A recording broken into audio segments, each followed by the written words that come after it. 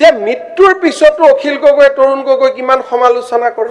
যেতিয়া এজন মতা মানুহ খুব দুৰ্বল হয় তেতিয়া তেওঁ মাইকী মানুহক আক্ৰমণ কৰিব আৰম্ভ কৰে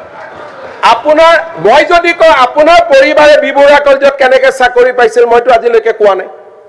চ্যালেঞ্জ ইজ একসেপ্টেড আন্দোলনকাৰী চেণ্ডেল পিন্ধা আন্দোলনকাৰী মানুহ এজনে যেতিয়া চানমাৰিত মাটি কিনে সেই প্ৰশ্নৰ উত্তৰ কোনে দিব আপোনাতকে মোৰ শ্ৰীমতীয়ে বেছি অকল পলিটিক্সৰ পৰা যিমান পাৰ্টি অসমত হৈছে অসমত কোনো মানুহ হোৱা নাই অখিল গগৈ ডাঙৰীয়া এইটো ভগৱানে বিচাৰ কৰিব বিপ্লৱ শৰ্মা কমিটিত মোৰ নাম নাই আপোনাৰ নাম আছে বাকী মেম্বাৰ্ছৰ অধিকাৰ নাই নেকি ইমান নিজকিয় ডিগ্ৰেড কৰে এটাতো লেভেলত থাকক মুখ্যমন্ত্ৰী এজনে কথা কলে মইতো আৰু আপুনি পাতি দিয়া না অসমৰ মানুহে মোক মুখ্যমন্ত্ৰী পাতিছে তৰুণ গগৈৰ ব্যক্তিত্বক আপোনালোকে বাৰে বাৰে কিয় অপমান কৰে মৃত মানুহ এজনক নাপায় নহয় তেনেকুৱা কৰিব ভালকে দেখি আপোনালোকে আপুনি এনেকে মই এইটো এটা প্ৰৱণতা দেখিছো যে মৃত্যুৰ পিছতো অখিল গগৈ তৰুণ গগৈ কিমান সমালোচনা কৰে আপুনি যিমান এতিয়া সেই কন্টেক্সুৱেল হিতত এতিয়া কন্টেক্সুৱেলে হৈ আছে আপুনি কৰিব পৰা নাই এইটো আপোনাৰ দিনত স্কুল কমিছে স্কুল বহা নাই চৰকাৰী স্কুল আপোনাৰ ঘৰত প্ৰাইভেট স্কুল হৈ গৈছে আপোনাৰ ঘৰৰ মানুহে প্ৰাইভেট স্কুল খুলিছে প্লিজ যেতিয়া কোনেও একো কৰিব নোৱাৰে যেতিয়া এজন মতা মানুহ খুব দুৰ্বল হয় তেতিয়া তেওঁ মাইকী মানুহক আক্ৰমণ কৰিব আৰম্ভ কৰে আপোনাৰ মই যদি কওঁ আপোনাৰ পৰিবাৰে বিবৰা কলেজত কেনেকৈ চাকৰি পাইছিল মইতো আজিলৈকে কোৱা নাই গতিকে ক'ব লাগে এইটো সময়ত আপুনিও ঠিক আছে এই দিনাখন ইণ্টাৰভিউত মই আপোনাক আগত কওঁ আপোনাৰ পৰিবাৰতকৈ চোকা ছোৱালীক পিছ পেলাই থৈ চাকৰি দিয়া হৈছিল পেপাৰত ওলাইছিল ৰেকৰ্ড আছে মই আজি চ্যালেঞ্জ ইজ একসেপ্টেড আন্দোলনকাৰী চেণ্ডেল পিন্ধা আন্দোলনকাৰী মানুহ এজনে যেতিয়া চানমাৰিত মাটি কিনে সেই প্ৰশ্নৰ উত্তৰ কোনে দিব বিপ্লৱ আপোনাতকে মোৰ শ্ৰীমতীয়ে বেছি দৰমহা পায় কৈ আছো আপোনাতকে মোৰ শ্ৰীমতীয়ে বেছি দৰমহা পায় অকল পলিটিক্সৰ পৰা যিমান পাৰ্টি অসমত হৈছে অসমত কোনো মানুহ হোৱা নাই আপুনি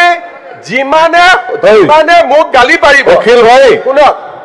অখিল গগৈ ডাঙৰীয়া এইটো ভগৱানে বিচাৰ কৰিব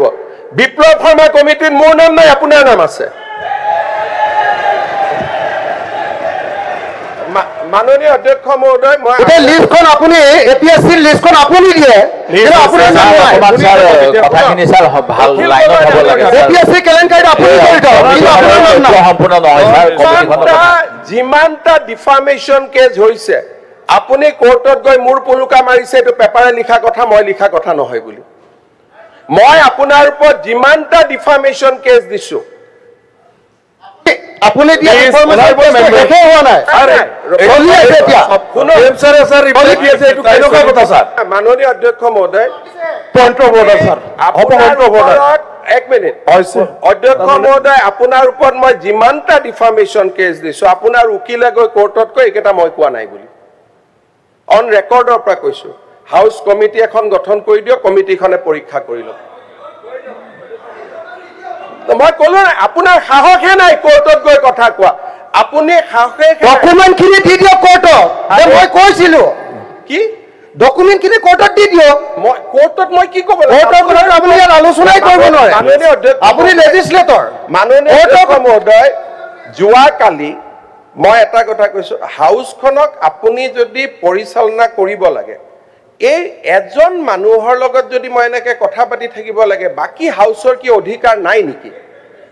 বাকী মেম্বাৰ্ছৰ অধিকাৰ নাই নেকি ইমান নিজকিয় ডিগ্ৰেড কৰে এটাতো লেভেলত থাকক মুখ্যমন্ত্ৰী এজনে কথা কলে মইতো আৰু আপুনি পাতি দিয়া না অসমৰ মানুহে মোক মুখ্যমন্ত্ৰী পাতিছে আজিও আপুনি যিমান শিৱসাগৰ জিকে জালুকবাৰীত মই তাতকৈ বহুত হাজাৰ ভোটত জিকি আহোঁ গতিকে এটা মানুহৰতো ৰেছপেক্ট এটা সৌজন্য এটা মিনিমাম বয়স বাঢ়িছে ইউ আৰ বিকামিং ফাদাৰ এটাতো নিজৰ ল'ৰা ছোৱালীও চাই নাথাকে জানো আপোনাক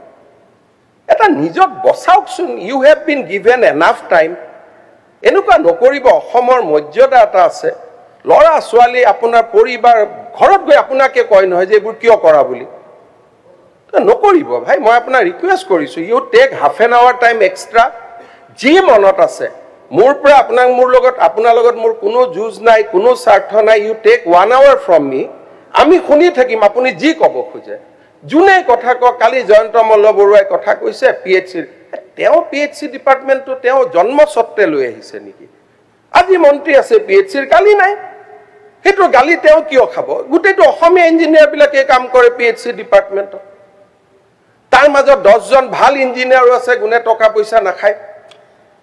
তো এনেকৈ জেনেৰেলাইজ কৰি কৈ থাকিলে সকলোৰে মনবিলাক ভাঙি যায় নহয়